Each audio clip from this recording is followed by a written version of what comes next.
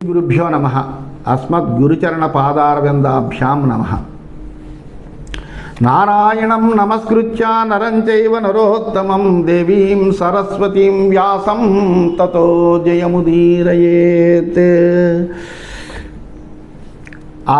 నిన్నటి మన మహాభారత ప్రస్థానంలో నారదుడు, సర్వజ్ఞుడైనటువంటి నారదుడు 14 లోకాల్లోనూ కూడా స్వేచ్ఛగా సంచరించగలిగినటువంటి వాడు, వేదాంగ పారంగతుడు అయినటువంటి నారదుడు అనేక మంది మహర్షులతో కూడి పాండవుల మీద ప్రేమతో వాళ్ళని చూడడం కోసం వచ్చినటువంటి వాడై, ధర్మరాజు చేత యథోచితంగా సత్కరించబడినటువంటి వాడై, ఎంతో ప్రేమగా ధర్మరాజుతోటి రాజ విషయములన్నింటినీ కూడా ఇలా ప్రశ్నల రూపంతో అతడి యొక్క పరిపాలన ఎలా నడుస్తుంది అని అనేకములైనటువంటి ప్రశ్నలు వేస్తున్న రూపంతో ఒక గొప్ప ఉపదేశాన్ని యుధిష్ఠిరుడికి చేస్తున్నాడు. అలా చేస్తూ కచ్చిత్ కారణికా ధర్మే సర్వశాస్త్రేషు కోవిదాః కారయంతి కుమారాశ్చ యోధముఖ్యాంశ సర్వసః. నీ రాజ్యంలో ధర్మజ్ఞులైనటువంటి వాళ్ళు, సంపూర్ణంగా శాస్త్రములన్నీ కూడా తెలిసినటువంటి వాళ్ళు, విద్వాంసులైనటువంటి వాళ్ళు రాజకుమారులకు కానీ లేకపోతే ముఖ్యమైన యోధులకు కానీ శిక్షణ ఇవ్వడానికి నువ్వు నియమించేవా లేదా? కచ్చిత్ సహస్రైర్మూర్ఖాణం ఏకం క్రీణాసి పండితం పండితో హ్యర్థకుచ్రేషు కుర్యాన్ని శ్రేయసం పరం. చాలా అద్భుతమైన విషయాన్ని చెప్తున్నాడు. 1000 మంది మూర్ఖుల్ని తీసుకోవడం కంటే ఒక్క పండితుడిని తీసుకుంటే ఉపయోగం ఉంటుంది. ఎందుకంటే మూర్ఖుల వలన ఏమి ప్రయోజనం ఉండదు, సంఖ్యాబలం తప్పది, పైగా నష్టం ఎక్కువ ఉంటుంది. ఒక్క పండితుడిని తీసుకుంటే కనుక కష్టమైనటువంటి సమయంలో పండితుడు ఒక్కడే రాజ్యానికి కానీ రాజుకు కానీ శుభాన్ని కలిగించేటువంటి వాడు అవుతాడు తన జ్ఞానంతో. అందువలన అటువంటి పండితుడిని నువ్వు గ్రహిస్తున్నావా లేదా? కచ్చిత్ దుర్గాణి సర్వాణి ధనధాన్య ఆయుధోదకై యంత్రైశ్చ పరిపూర్ణాని తథా శిల్పి ధనుర్ధరై. అలాగే నీ కోటలు, నీ యొక్క దుర్గములు, ఇలాగే ధనధాన్యాలు, అస్త్రశస్త్రాలు, అలాగే ఉదక స్థానాలు, యంత్రాలు, శిల్పులు, ధనుర్ధారులైనటువంటి సైనికులు, వీళ్ళందరూ కూడా ఎటువంటి లోటు లేకుండా హాయిగా జీవిస్తున్నారా లేదా? ఎందుకంటే వాళ్ళలో ఏ విధమైనటువంటి అసంతృప్తి ఉన్నప్పటికీ కూడా నీకు విరుద్ధంగా ప్రవర్తిస్తారు.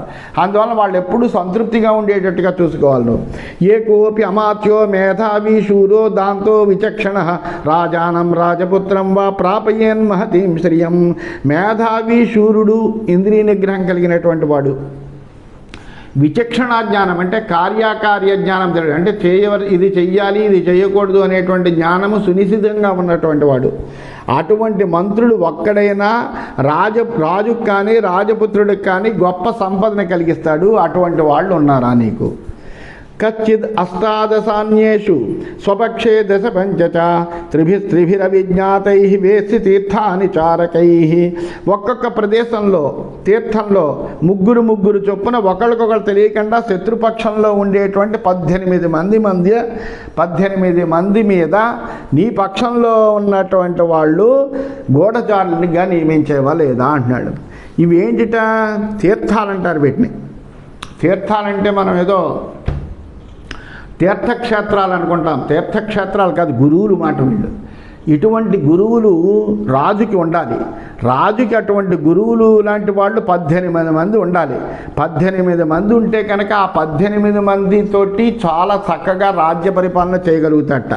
ఎవరు వాళ్ళయ్యా అంటే మంత్రి, పురోహితుడు, యువరాజు, సేనాపతి, ద్వారపాలుడు, అంతర్వేషకుడు, కారాగారాధిపతి, ద్రవ్య సంచయకర్త, అలాగే వినియోజకుడు, ప్రదేష్ట, నగరాధ్యక్షుడు, కార్యనిర్మాణకర్త, ధర్మాధ్యక్షుడు, సభాధ్యక్షుడు, దండపాలకుడు, దుర్గపాలకుడు, రాష్ట్రాంత పాలకుడు, అటవీ పాలకుడు అని ఇట్లాగా 18 మంది గురువులు లాంటి వాళ్ళు ఉండాలన్నమాట. అంటే చాలా ప్రధానమైనటువంటి వాళ్ళు వీళ్ళు రాజ్యాన్ని చాలా చక్కగా నడపడంలో ఎవరి విభాగాన్ని వాళ్ళు చూసుకునేటువంటి వాళ్ళై ఉండాలి.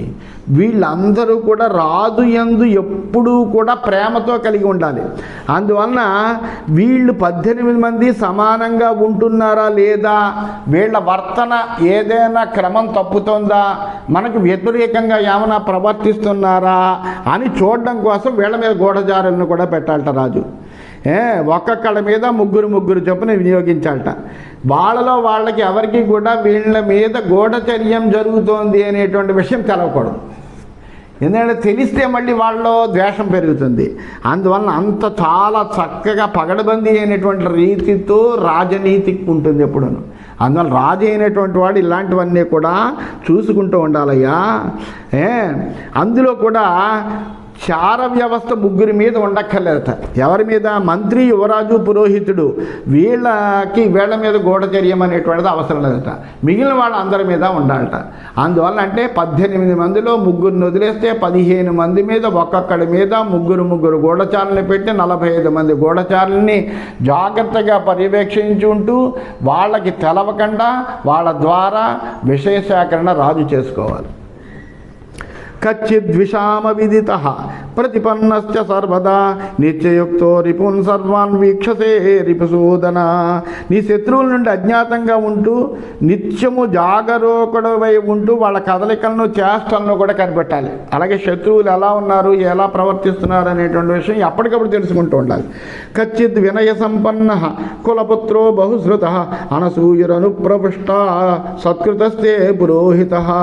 అలాగే వినయశీలుడైనటువంటి వాడు, మంచి ఉన్నతమైన కులమందు జన్మించినటువంటి వాడు, పండితుడైనటువంటి వాడు, విద్వాంసుడైనటువంటి వాడు, ఏ విధమైన అసూయ లేనటువంటి వాడు, శాస్త్ర చర్చల్లో నేర్పు కలిగినటువంటి వాడు అయినటువంటి పురోహితుడు నీ చేత ఎప్పుడు సత్కరింపబడుతూ ఉండాలి.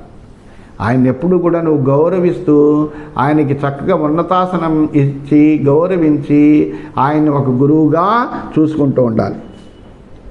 కచ్చిదగ్నిషుతే యుక్త విధిజ్ఞో మతిమాన్ రుజు హుతం చ హోష్యమాణం చ కాలే వేదయితే సదా. అలాగే నువ్వు చేసే యజ్ఞాలయందు యాజ్ఞకుడిగా నీవు పంపబడినటువంటి బ్రాహ్మడు శాస్త్రజ్ఞానం కలవాడా లేదా అనేది తెలుసుకోవాలి. బుద్ధిమంతుడే రుజువర్తుడై ఉండి హుతాన్ని గురించి, హోమం చేస్తున్న దాని గురించి తగిన సమయాల్లో నీకు తెలియజేస్తున్నాడా లేదా. కచ్చిద్ అంగేషు నిష్ణాత జ్యోతిష ప్రతిపాదక ఉత్పాదేషు సర్వేషు దైవజ్ఞ కుశలస్తవ. అలాగే నేను ఆశ్రయించినటువంటి దైవజ్ఞుడు ఉంటాడంటే జ్యోతిషం చెప్పేటువంటి వాడు. ఆ జ్యోతిష్ శాస్త్రంలో సంపూర్ణమైన పాండిత్యం కలిగినటువంటి వాడే గ్రహాచారాలను చక్కగా పరిశీలించి శుభాశుభాలని నీకు చెప్పగలడంలో వాడు నేర్పరిగా ఉన్నాడా లేదా అనేది కూడా నువ్వు చూసుకోవాలి. కచ్చిన్ ముఖ్యా మహస్వేవ మధ్యమేషు చ మధ్యమా జగన్యేషు భృత్యా కర్మసు యోజితా. అలాగే సేవకులు ఉంటారు. ఈ సేవకులను కూడా ఉత్తముడు, మధ్యములు, అధములు అని 3 విభాగాలు చేయాలి. ఉత్తములైనటువంటి వాళ్ళకి ఉత్తమ కార్యాలు అప్పచెప్పాలి, మధ్యములైనటువంటి వాళ్ళకి మధ్యమ కార్యాలు అప్పగించాలి, అధములైనటువంటి వాళ్ళకి అల్ప కార్యాలు అప్పగించాలి. తప్ప ఊరికే ప్రతివాడికి ఒకటే పనిని అప్పగిస్తే కనుక ఆ పని ఎప్పుడూ కూడా సవ్యంగా చేయబడినటువంటిది అవదు, సరైనటువంటి ఫలితాన్ని ఇవ్వదు. మనకు సరైన ఫలితాలు ఇవ్వట్లేదు కొన్ని కార్యాలు మనం ఆచరించినప్పటికీ అంటే ఇదే కారణం. ఎందుకంటే ఆ పని చేయగలిగినటువంటి వాడు ఎవడో తెలుసుకుని వాడికి మనం పని అప్పగించిన నాడు ఆ పని సత్ఫలితాన్ని ఇస్తుంది. అందువలన అవన్నీ చేస్తున్నావా. అమాత్యాన్ ఉపదాతీతాన్ పితృపైతామహాన్ శుచీన్ శ్రేష్టాన్ శ్రేష్ఠేషు కచ్చిత్వం నియోజేసి కర్మసు. అలాగే ధర్మార్థ కామాల్లో పరీక్షలు దాటి పవిత్రులైనటువంటి వాళ్ళు, వంశపారంపర్యంగా వస్తున్నటువంటి ఉత్తములైనటువంటి వాళ్ళని నువ్వు కార్యాల్లో నియోగిస్తున్నావు కదా. కచ్చిన్నోగ్రేణ దండేన భృశముద్విజసే ప్రజా రాష్ట్రం తవానుశాసంతి మంత్రినో భరతర్షభ. అలాగే కఠినమైనటువంటి శిక్షలు, ఇంకా చిన్న చిన్న దోషాలకు కూడా కఠినమైన శిక్షలు వేయకూడదు. అటువంటి కఠినమైనటువంటి శిక్షలతో నువ్వు ప్రజలను బాధించడం లేదు కదా. మంత్రులందరూ నీ రాజ్యాన్ని న్యాయపూర్వకంగా నిర్వహిస్తున్నారా లేదా. కచ్చిత్వాం నావజానంతి యాజకా పతితం యథా ఉగ్ర ప్రతిగృహీతారం కామయానామివ స్త్రియ. కామాచారుడైన పురుషుడిని స్త్రీలు పరిచయిస్తారు. అలాగే పతితుడైనటువంటి యజమాన్ని యాజకులు విడిచిపెడతారు. కర్మభ్రష్టుడైతే కనుక వాడిని వదిలిపెట్టేస్తారు యాజకులు. అలాగే కామచారుడయ్యి ఉన్నటువంటి వాడిని స్త్రీలు వదిలిపెడతారు. అట్లాగే ఉగ్రమైనటువంటి శిక్షలు విధించేటువంటి రాజును కూడా ప్రజలు వదిలిపెట్టేస్తారు. అందువలన ఉగ్రమైనటువంటి శిక్షలు విధించకూడదు. కచ్చిత్ దృష్టస్య శూరస్య మతిమాన్ ధృతిమాన్ శుచః కులీనశ్చానురక్తశ్చ దక్షసేనాపతిస్తథా. ఎవరిని పడితే వాడిని సేనాపతిని చేసుకోకూడదు. సేనాపతి చేసుకుంటే కనుక సేనాపతికి ఇటువంటి గుణాలు ఉండాలట. ఎటువంటి వాడు సేనాపతి అయ్యి ఉండాలి? వాడు మంచి ఉన్నత కులంలో పుట్టాలి, ధైర్యశాలి కలిగి ఉండాలి, మంచి పరాక్రమం కలిగి ఉండాలి, బుద్ధి కలిగి ఉండాలి, సంతోషంతో ఉత్సాహంతో నీ యందు అనురాగంతో ఉండాలి, నేర్పరై ఉండాలి. అటువంటి వాడు సేనాపతిగా ఉన్నాడా నీకు? కచ్చిత్ బలస్యతే ముఖ్యా సర్వయుద్ధ విశారద దృష్టాపదాత విక్రాంత త్వయా సత్కృత్యమానితా.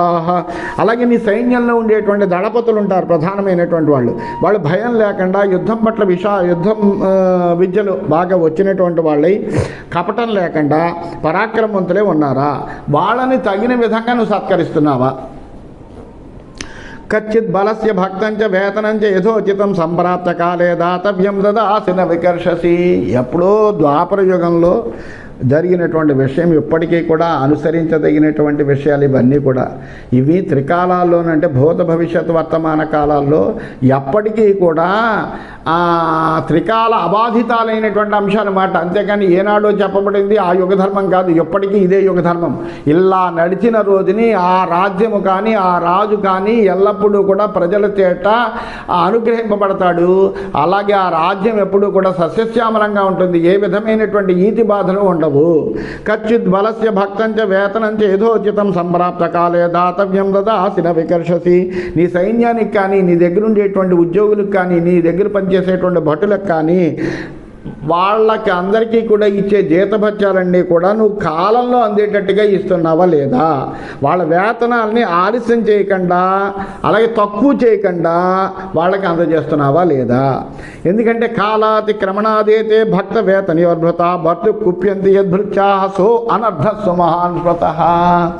మన దగ్గర పనిచేసేటువంటి వాళ్ళ విషయంలో మనం వాళ్ళకి ఇచ్చేటువంటి జీతభత్యాలుకి ఆలస్యం చేస్తే కనుక వాళ్ళందరికీ రాజు మీద కోపం వస్తుంది. రాజు మీద కోపం వస్తే ఎటువంటి అనర్థం జరుగుతుందో తెలిసినదే. అందువలన మనం వాళ్ళకి ఇవ్వాల్సినటువంటి వేతనములు కానీ భత్యములు కానీ వాళ్ళకి అందజేయవలసినటువంటి రీతిలో సక్రమంగా సరైనటువంటి సమయంలో అందజేయాలి. అంతేకాని ఎట్టి పరిస్థితుల్లోనూ ఆలస్యం చేయరోజు. ఆలస్యం చేస్తే కనుక అది గొప్ప అనర్థమై కూర్చుంటుంది. కచ్చిత్ సర్వే అనురక్తా స్వాం కులపుత్ర ప్రధానత కచ్చిత్ ప్రాణాం సవార్ధేషు సంచజంతి తత్సదా యుధి. అలాగే ఉత్తమ కులంలో పుట్టినటువంటి నీ మంత్రులు ఇతరులైనటువంటి అధికారులు అందరూ కూడా నీ యందు ప్రేమతో ఉంటున్నారా లేదా? అవసరమైతే నీ కోసం వాళ్ళ ప్రాణాలనే అర్పించడానికి సిద్ధంగా ఉండాలి, అలా ఉంటున్నారా? కచ్చిన్నైకో బహూనర్థాన్ సర్వసత్సాంబరాయికాన్ అనుశాస్తి యథాకామం కామాత్మా శాసనాతిక. అలాగే యుద్ధ సాధనాలను పూర్తిగా తనొక్కడి యొక్క అదుపులోనే ఉంచుకుంటూ నీ శాసనాలను ఉల్లంఘిస్తూ స్వేచ్ఛగా సంచరించేటువంటి వాడు ఎవడూ కూడా నీ సేవకుల్లో ఉండకూడదు. అలా లేడు కదా. కచ్చిత్ పురుషకారేణ పురుష కర్మ శోభయన్న లభతే మానవధికం భూయో వా భక్త వేతనం. అలాగే నీ సేవకులు ఎవరైనా కానీ పురుష ప్రయత్నంతో కార్యాలు చక్కగా నిర్వహిస్తూ ఉంటే కనుక వాళ్ళకి మనం అధిక మర్యాద ఇవ్వాలి. అంటే ఎవడైనా ఒకడు గొప్పగా పనులు చేసేటువంటి వాడు ఉండొచ్చు, అటువంటి వాడిని గౌరవించాలి. వాడికి తగిన విధంగా వాడి యొక్క వేతనము అది కూడా అధికం చేయాలి, వాడికి తగిన విధంగా ఇచ్చి గౌరవం చేయాలి. కచ్చిత్ విద్యా వినీతాంశ నరాజ్ఞాన విశారదాన్ యథార్థం గుణతశ్చైవ దానేన అభ్యుపద్యసే. అలాగే విద్యా వినయ సంపన్నులైనటువంటి మేధావులు ఉంటారు, వాళ్ళ అర్హతలు బట్టి వాళ్ళకి ఇవ్వాల్సినటువంటి దానాదులన్నీ కూడా ఇస్తున్నావా, సత్కారాలు చేస్తున్నావా? కచ్చిత్ దారాన్ మనుష్యాణం తవార్థే మృత్యుమీయుషాం వ్యసనంచాభ్యుపేతానాం బిభర్షి భరతర్షభ. ఓ భరతశ్రేష్ఠ, నీ మేలు కోసి నీ కోసం నీ మేలు కోరి నీ కోసమే ప్రాణాలు అర్పించేటువంటి వాళ్ళు ఉంటారు. అలా ప్రాణాలు అర్పించినటువంటి వాళ్ళు ఎవరైతే ఉన్నారో వాళ్ళ కుటుంబాలను నువ్వు జాగ్రత్తగా చూడాలి. వాళ్ళ భార్యాపుత్రులకు కానీ నీ మేలు కోసం సేవ చేసి కష్టంలో పడిపోతారు కొంతమంది. అటువంటి కుటుంబాలకి రక్షణగా నువ్వు ఉంటున్నావా లేదా? కచ్చిత్ భయాదుపగతం క్షీణం వా రిపుమాగతం యుద్ధే వా విజితం పార్థపుత్రవత్ పరిరక్షసి. అట్లాగే నీ అభయం కోరుకుంటాడు ఒకడు. నీ వల్ల భయం చేత నీ పరాక్రమానికి భయపడవచ్చు, లేకపోతే వాడి యొక్క ధన సాధన సంపద అంతా నశించిపోవచ్చు.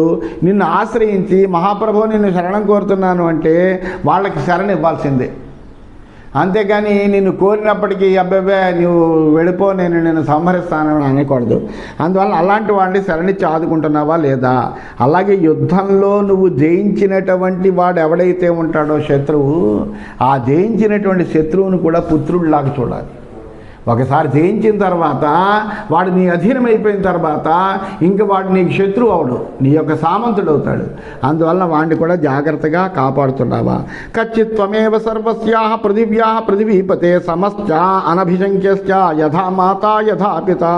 అలాగే ఈ సమస్త భూమండల ప్రజలను సమదృష్టితోటి ఉంటూ వాళ్ళందరినీ తల్లిదండ్రులు బిడ్డల్ని ఏ విధంగా అయితే రక్షిస్తారో అలా అందరి ప్రజల్ని సమానంగా రక్షిస్తున్నావా లేదా?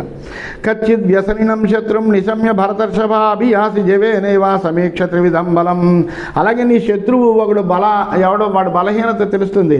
వాడు స్త్రీ చేత కానీ జోదం చేత మొదలైనటువంటి వ్యసనాల్లో చిక్కుకుని కష్టాల్లో చిక్కుకున్నాడని తెలిస్తే అతని మీద నీ యొక్క బలాలైనటువంటి మంత్రకోశ సైనిక బలాన్ని ప్రయోగించి ఆక్రమించి అతని రాజ్యాన్ని ఆక్రమించుకోవచ్చు. ఎందుకంటే వాడు ఆ శత్రువు స్త్రీ చేత కానీ జోదం చేత ఇటువంటి వ్యసనాల్లో చిక్కుకొని ఉన్నాడు. అటువంటి వ్యసనంలో చిక్కేపటికి వాడి యొక్క పరాక్రమం తగ్గుతుంది. అటువంటిప్పుడు నువ్వు చాలా సులభంగా జయించడానికి శక్యమవుతుంది. ఆ విధంగా వాడిని నువ్వు స్వాధీనం చేసుకుంటున్నావా లేదా? యాత్రాం ఆరభసే దిష్ట్యా ప్రాప్త కాలమరిందమా పార్ష్ణిమూలం చ విజ్ఞాయ వ్యవసాయం పరాజయం బలస్య చ మహారాజా దత్వా వేతనమగ్రత. అలాగే నీ యొక్క పార్ష్నిగ్రాహులు ఉంటారంటే నీ ప్రక్కపక్కన ఉండేటువంటి వాళ్ళు కొంతమంది 12 మంది ఉండాలి నీకు. అలా తెలుసుకుని వాళ్ళందరినీ కూడా వాళ్ళ కర్తవ్యం ఏంటో తెలుసుకుని నీ పక్షంలో ఉండేటువంటి వాళ్ళ పరాజయానికి కారకాలైనటువంటి దైవ మానుష వ్యసనాన్ని సరిచేసుకుంటూ నీ సైనిక బలానికి నువ్వు చక్కగా జీతాలు చెల్లిస్తూ యాత్రని ప్రారంభిస్తున్నావా లేదా? కచ్చిచ్చ బలముఖ్యేభ్య పరరాష్ట్రే పరంతప ఉపచ్ఛన్నాని రత్నాన్ని ప్రేక్షసేదార్హత. అలాగే నీ శత్రురాజ్యంలో ప్రధానమైనటువంటి వాళ్ళకి ధనాల్ని రత్నరాశులను అర్హతలను రహస్యంగా ఇచ్చి వాళ్ళని నీ వశవర్తులుగా చేసుకోవాలి. చేసుకుంటే నీ శత్రురాజ్యంలో జరిగేటువంటి విషయాలన్నీ కూడా నీకు తెలుసుకుని దూతల ద్వారా తెలుసుకుని వాళ్ళని జయించడానికి వశమవుతుంది. అందువల్ల ఇదొక రకమైనటువంటి రాజనీతి. అది చేస్తున్నావా లేదా? ఆత్మానమేవాగ్రే విజిత్య విజితేంద్రియా పరాన్ జిగీషసే పార్థ ప్రమత్తాన్ అజితేంద్రియాన్. అలాగే నువ్వు ముందుగా ఇంద్రియాలను నువ్వు జయించినటువంటి వాడే అరిషడ్వర్గాన్ని జయించి ఇంద్రియ దాసులైనటువంటి శత్రువులను వశవర్తులుగా చేసుకోవాలి. నీవు జితేంద్రుడే ఉండాలి. ఎవడైతే ఇంద్రియ లోలుప్యం ఉన్నవాడు శత్రువు ఉన్నాడో చూసుకుని వాడిని జయించాలి. కచ్చిత్తే యాస్యత శత్రువున్ పూర్వం యాంతి స్వనుష్ఠితా సామదయన చ భేదశ్చ దండశ్చ విధివద్గుణా.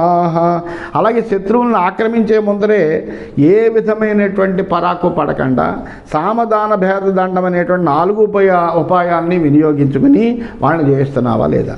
కచ్చిన్ మూలం దృఢం కృత్వా పరాన్యాసి విశాంపతే తాంశ విక్రమసే జేతుం జిత్వా చ పరిరక్షసి. అలాగే నీ రాజ్యానికి మూలాధారమైనటువంటి రథాలు కానీ అశ్వాలు కానీ గజాలు కానీ పదాతులు కానీ యంత్రాలు కానీ ఔషధాలు కానీ ద్రవ్యాలు కానీ ఏవైతే సైనిక బలమైతే ఉంటుందో అటువంటి సర్వ సైన్యాన్ని సమకూర్చుకుని శత్రువుల మీద దండయాత్ర చేయాలి. పరాక్రమంతో వాళ్ళ మీద గెలుస్తున్నావా లేదా? ఓడిపోయినటువంటి వాడిని రక్షిస్తున్నావా లేదా? కచ్చిద్ అష్టాంగ సంయుక్త చతుర్విధ బలాచమూహ బలముఖ్యే సునీతాతే ద్విషతాం ప్రతిబద్ధని. అలాగే ధనరక్షకుడు, ద్రవ్య సంగ్రాహకుడు, చికిత్సకుడు, గుప్తచరుడు, పాచకుడు, శావకుడు, లేఖకుడు, ప్రహరి అని 8 మంది ఉంటారు. ఈ 8 మందిని అష్టాంగ సంయుక్తాలు మాట వీళ్ళు. అలాగే చతుర్విధ బల సైన్యము 4 రకాలుగా ఉంటుంది. గజ, అశ్వ, రథ, కాల్బలం అని. అంటే గజబలం ఉంటుంది, అశ్వబలం ఉంటుంది, రథబలం ఉంటుంది, కాల్బలం ఉంటుంది. ఇలా 4 బలాలతో కూడినటువంటి నీ సేన యోగ్యుడైనటువంటి ఒక సేనాపతి ఉండాలి. దీనికి అలాగే చక్కగా ప్రయోగింపబడి శత్రు సంహారానికి సమర్థంగా ఉంటుందా లేదా? కచ్చిల్లవంచ ముష్టించ పరరాష్ట్రే పరంతప అవిహాయ మహారాజా నిహంసి సమరే రిపూన్. అలాగే నీ శత్రురాజ్యంలో కరువు కాటకాలు కలిగినప్పుడు రణభూమిలో నువ్వు శత్రు సంహారం చేస్తున్నావా అంటే జాగ్రత్తగా కరువు కాటకాలు కలిగినప్పుడు వాళ్ళందరూ కూడా ఇబ్బంది పడుతూ ఉంటారు. అటువంటి సమయంలో నువ్వు శత్రురాజుల్ని నీ చాలా సులువుగా జయించవచ్చు. కచ్చిత్ స్వపర రాష్ట్రేషు బహవో అధికృతాస్తవ అర్థాన్ సమతిష్టంతి రక్షంతి చ పరస్పరం. అలాగే నీ దేశంలోనూ శత్రు దేశంలోనూ కూడా నీ చేత నియమబడినటువంటి అధికారులు ఆయా స్థానాల్లో తిరుగుతూ ప్రజలందరినీ కూడా స్వాధీనం చేసుకుంటూ ప్రయోజనకరమైనటువంటి పనులు చేస్తూ పరస్పరము కలుసుకుంటూ రాష్ట్రాన్ని ప్రజలను రక్షిస్తున్నారా లేదా. కచ్చిద్ అభ్యవహార్యాణి గాత్ర సంస్పర్శనాని చ ఘ్రేయాని చ మహారాజా రక్షంతి అనుమతాస్తవ. అలాగే నువ్వు తినేటువంటి పదార్థాలు, నువ్వు శరీరధారణకు ఉపయోగించే వస్త్రాలు, సుగంధ ద్రవ్యాలు, ఇవన్నీ కూడా నీకు నీ యందు చాలా భక్తి కలిగినటువంటి వాళ్ళే, పరిపూర్ణమైన విశ్వాసం కలిగినటువంటి వాళ్ళే చేస్తున్నారా. కచ్చిత్ కోశశ్చ కోష్టంచ వాహనం ద్వారమాయుధం ఆయశ్చ కృతకళ్యాణై తవ భక్తైరనుష్ఠిత. అలాగే నీ భాండాగారం కానీ, గోష్టం కానీ, వాహనం కానీ, ద్వారం కానీ, ఆయుధాగారం కానీ, ధనార్జన వీళ్ళ యందు చాలా పరీక్ష చేసినటువంటి నీ యందు విశ్వాసం కలిగినటువంటి అధికారులే అక్కడ తమ పనులు చేస్తున్నారా. కచ్చిద్ ఆభ్యంతరేభ్యశ్చ బాహ్యేభ్యశ్చ విశాంపతే రక్షసి ఆత్మానమేవాగ్రే తాంశ స్వేభ్యో మిథశ్చతాన్. అంతేకాకుండా రాజా బాహ్యాభ్యంతర రక్షణాలతో ముందు నువ్వు అంటే బయట లోపల కూడా నిన్ను నువ్వు రక్షించుకుంటున్నావా. అలాగే ఈ రెండింటిని పరస్పరం ఒకదానితో ఒకదానికి ఏ విధమైన ఇబ్బంది లేకుండా చూసుకుంటున్నావా అంటే విరోధం లేకుండా, బయట రక్షించే వాళ్ళకి లోపల రక్షించేటువంటి వాళ్ళకి ఏ విధమైన విరోధం లేకుండా, ఏ విధమైన ఇబ్బంది లేకుండా నిన్ను నువ్వు రక్షించుకోగలుగుతున్నావా. కచ్చిన్న పానే జూతేవా క్రీడా సుప్రమదా శుచా ప్రతిజానంతి పూర్వాహ్నే వ్యయం వ్యసనజం తవా. అలాగే నీ సేవకులు వాళ్ళు మద్యపానము, జోదము, ఆటలు, స్త్రీ వ్యసనము ఇలాంటి అది ఎందు ఆసక్తులై ఉండట్లేదు కదా. సమయాన్ని కానీ నీ ధనాన్ని కానీ వ్యర్థపరిచేటువంటి వాళ్ళు కాదు కదా. కచ్చిద్ ఆయస్య చార్థేన చతుర్భాగేన వా పునః పాదభాగై స్త్రీభిర్వాపి వ్యయ సంశుధ్యతే తవ. అలాగే నీ ఆదాయంలో 4వ వంతు కానీ, 3 పాళ్లతో కానీ, లేదా సగభాగంతో కానీ నీ ఖర్చు జరిగిపోతుందా అంటే నువ్వు సంపాదించే డబ్బంతా కేవలము నీ కోసమే ఖర్చు పెట్టుకోవట్లేదు కదా. కచ్చిత్ జ్ఞాతీన్ గురువున్ వృద్ధాన్ వణిజ శిల్పిన స్థితాన్ అభీక్షమనుగృహ్ణాసి ధనధాన్యేన దుర్గతాన్. నిన్ను ఆశ్రయించినటువంటి కుటుంబాలను, గురువులను, వృద్ధులను, వ్యాపారులను, శిల్పులను, దీనులను, అలాగే దుఃఖితులను వీళ్ళందరినీ కూడా ధనధాన్యాలు ఇస్తూ అనుగ్రహిస్తున్నావా. కచ్చిచ్చాయవ్యయే యుక్తా సర్వే గణకలేఖకా అనుతిష్టంతి పూర్వాహ్నే నిత్యమాయం వ్యయం తవ. అలాగే నీ ఆయవ్యయాలు రాసేటువంటి వాళ్ళు ఉంటారు. వాళ్ళు చక్కగా ప్రతిదినము కూడా ఈ ఆదాయ వ్యయాల గురించి చక్కగా రాయడమే కాకుండా నీకు అవన్నీ తెలియజేస్తున్నారా లేదా, ఎలా ఉన్నది అనేది. కచ్చిదర్థేషు సంప్రౌఢాన్ హితకామాన్ అనుప్రియాన్ నాపకర్షసి కర్మభ్య పూర్వం అప్రాప్య కిలివిషం. కొంతమంది ఏం చేస్తారంటే అర్థశాస్త్ర విషయాల్లో నైపుణ్యం కలిగిన వాళ్ళు ఉంటారు. వాళ్ళు నీకు హితాన్ని కోరుతూ పరోక్షంలో కూడా ప్రియం చేస్తూ ఉంటారు. వాళ్ళలో దోషం అనేటువంటిదే ఉండదు. అటువంటి వాళ్ళని గబుక్కున అధికారం నుంచి నువ్వు తొలగించట్లే కదా. కచ్చిద్ విదిత్వా పురుషాన్ ఉత్తమాధమ మధ్యమాన్ త్వం కర్మసు అనురూపేషు నియోజేసి భారత. అంతేకాకుండా ప్రజలందరినీ నీ దగ్గర పనిచేసేటువంటి వాళ్ళని ఉత్తమ, మధ్యమ, అధములుగా వాళ్ళ వర్గీకరణ చేసి వాళ్ళ విభాగాలు, అటువంటి విభాగాలు చేసి వాళ్ళకి అనురూపమైనటువంటి పనుల్లో వాళ్ళని నియోగిస్తున్నావా. కచ్చిన్న లుబ్ధా చౌరావా వైరిణోవా విశాంపతే అప్రాప్త వ్యవహారావా తవ కర్మసు అనుష్ఠితా.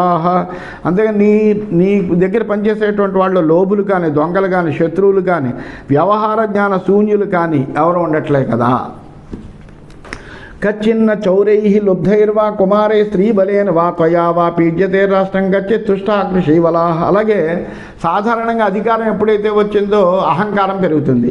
అట్లా అహంకారం పెరిగి రాజకుమారుల వల్ల కానీ, నీ చేత కానీ, నీకు బాగా కావలసినటువంటి వాళ్ళ చేత కానీ, నీ రాజస్త్రీల చేత కానీ రాష్ట్రానికి ఎటువంటి బాధ కలగకుండా ఉంటుందా లేదా?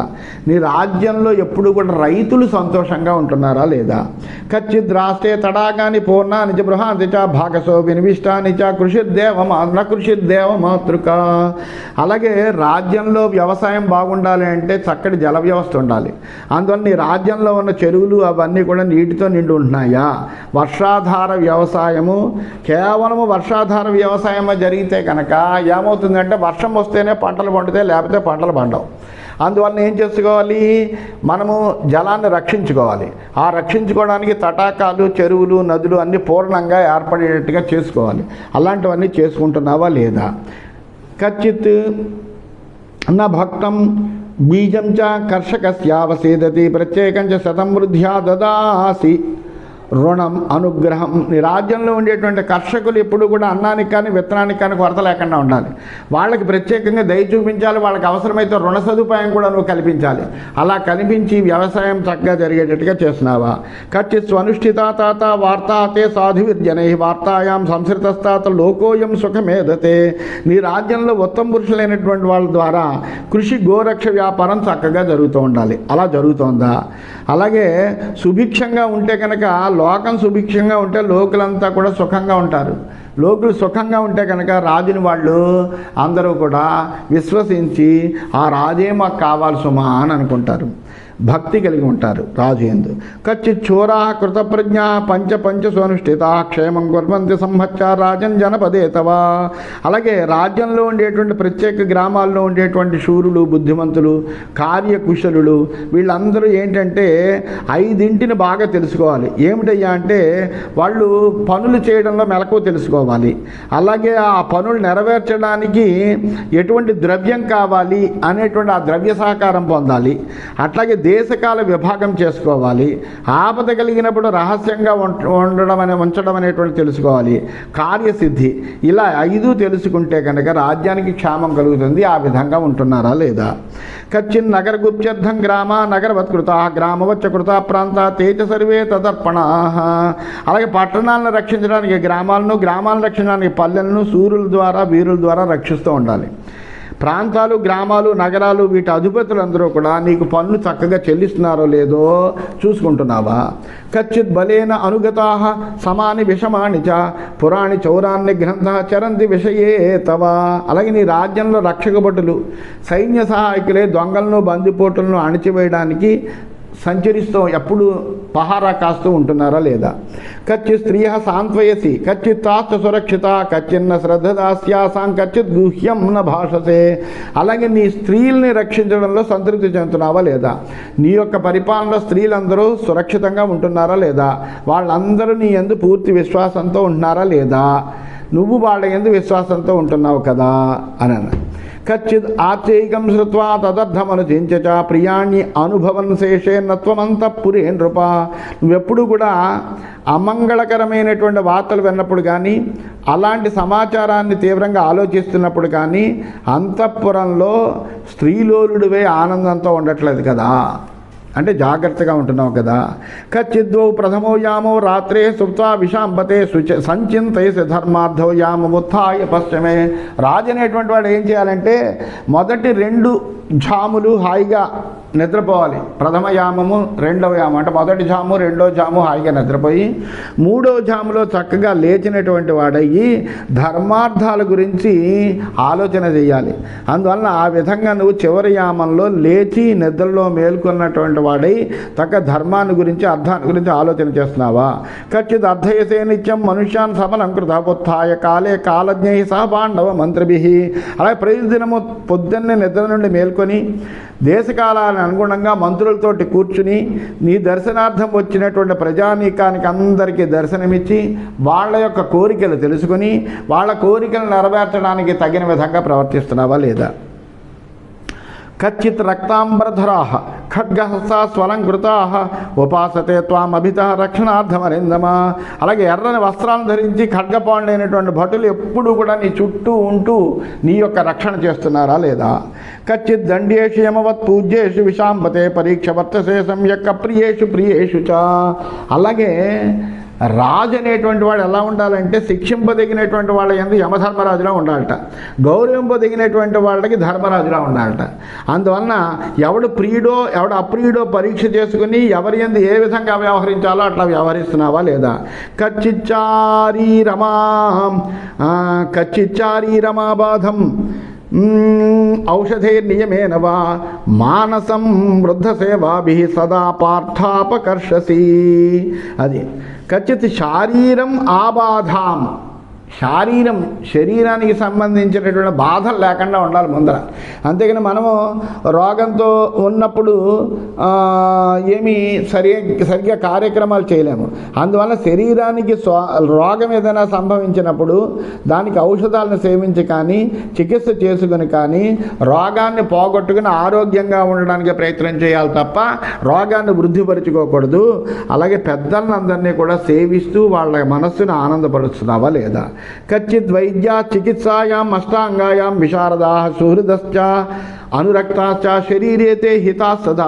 అలాగే నీ యొక్క వైద్యులందరూ కూడా చికిత్సా విషయంలో అష్టాంగ యోగం ఏ విధంగా అయితే చెప్పిందో కాయ చికిత్స, బాల చికిత్స, గ్రహ చికిత్స, ఊర్ధ్వాంగ చికిత్స, శల్య చికిత్స, దంశా చికిత్స, జరా చికిత్స, విష చికిత్స అని 8 రకాలైనటువంటి చికిత్సలు ఉంటాయి. అటువంటి చికిత్సల్లో ప్రవీణులైనటువంటి వైద్యులందరూ ఉన్నారా లేదా. వాళ్ళు నీ యందు అనురక్తులై వాళ్ళు చక్కగా నీకు ఏ విధమైన శరీర తాపం కలగకుండా మేలు కలిగిస్తున్నారా లేదా. నీ ప్రజలను జాగ్రత్తగా చూస్తున్నారా లేదా. కచ్చిన్న లోభాన్ మోహాద్వా మానాద్వా విషాంపతే అర్ధి ప్రత్యర్థిన ప్రాప్తాన్న పశ్యసి కథంచన. లోభం చేత కానీ మోహం చేత కానీ నీ దగ్గరికి వచ్చినటువంటి యాచకులను కానీ పశ్చాత్తాపంతో నీ దగ్గరికి వచ్చినటువంటి ప్రత్యర్థులను కానీ దర్శనం ఇవ్వకుండా అవమానించడం లేదు కదా. కచ్చిన్న లోభాత్ మోహాద్వా విశ్రంభాత్ ప్రణయేన వా ఆశ్రితానాం మనుష్యాణం మృత్యుత్వం సంవృణత్సి వై. అలాగే నిన్ను ఆశ్రయించుంటారు కొంతమంది జనులు, జీవనోపాధులను ఆశ్రయించుని నీకు వాళ్ళ లోభం వల్ల కానీ మోహం వల్ల కానీ ఆత్మవిశ్వాసం వల్ల కానీ వాళ్ళని హేళన చేయడం కానీ వాళ్ళని అడ్డగించడం కానీ చేయట్లేదు కదా. కచ్చిత్ పౌరాహ న సహితాః ఏచతే రాష్ట్రవాసిన ఫయాస విరుజ్యంతే పరైక్రీత కథంచన. అలాగే నీ దేశంలో ఉండేటువంటి ప్రజలు కొంతమంది విదేశీయుల చేత కొనబడినటువంటి వాళ్ళై నీకు వ్యతిరేకంగా ప్రవర్తించడమే కదా. అంటే నీ దేశంలో ఉండేటువంటి ప్రజలందరూ కూడా నీకు అనురాగంతో ఉంటున్నారు కదా అంటూ ఇలాగ అనేకములైనటువంటి ధర్మాలు ఎప్పటికీ పాటించవలసినటువంటి అనేకములైనటువంటి ధర్మాల్ని నారదుడు ఆ యుధిష్ఠిరుడికి అలా చెప్తూనే ఉన్నాడు. ఆ యుధిష్ఠిరుడు ఎంతో శ్రద్ధగా ఆ నారదుడి ముఖ నిర్గళితమైనటువంటి అన్ని వాక్యాల్ని కూడా చాలా దీక్షగా వినయంగా అక్కడ కూర్చొని వింటూనే ఉన్నాడు అని చెబుతూ స్వస్తి.